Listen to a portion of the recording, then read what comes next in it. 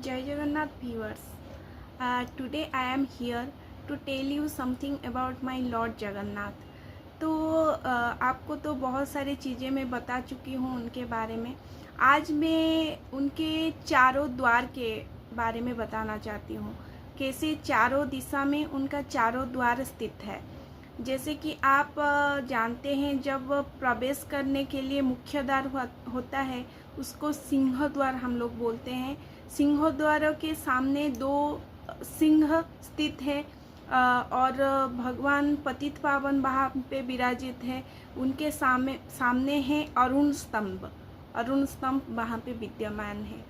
आप जब पश्चिम दिशा में जाएंगे तब आपको मिलेगा व्याघ्र द्वार।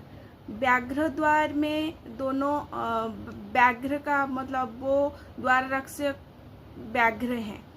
और आप दक्षिण दिशा में जाएंगे तो दक्षिण दिशा में आपको मिलेंगे अश्व द्वार।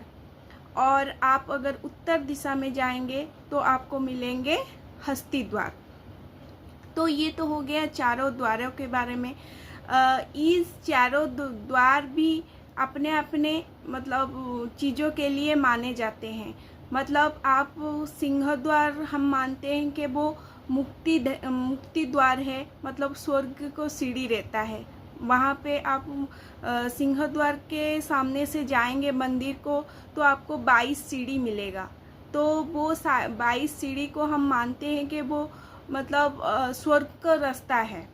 और यहाँ पे जो तीसरा सीढ़ी है वहाँ पे काला कलर की शिला है, रखा गया है काला शिला।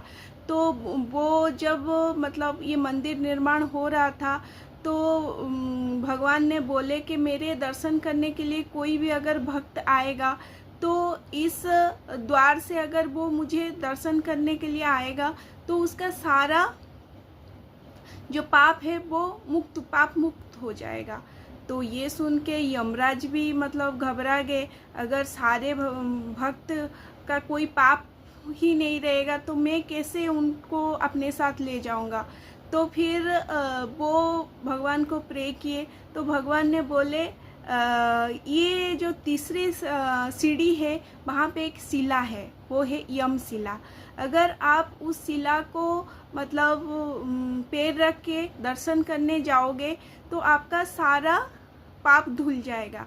अगर दर्शन करने के बाद उसी शिला को अगर आप पैर लगा लिए तो जितने भी आपका धर्म बल और पुण्य बल होगा वो सारे नष्ट हो जाएंगे वहाँ पे। तो आपको वो चीज़ का ध्यान रखना चाहिए। मतलब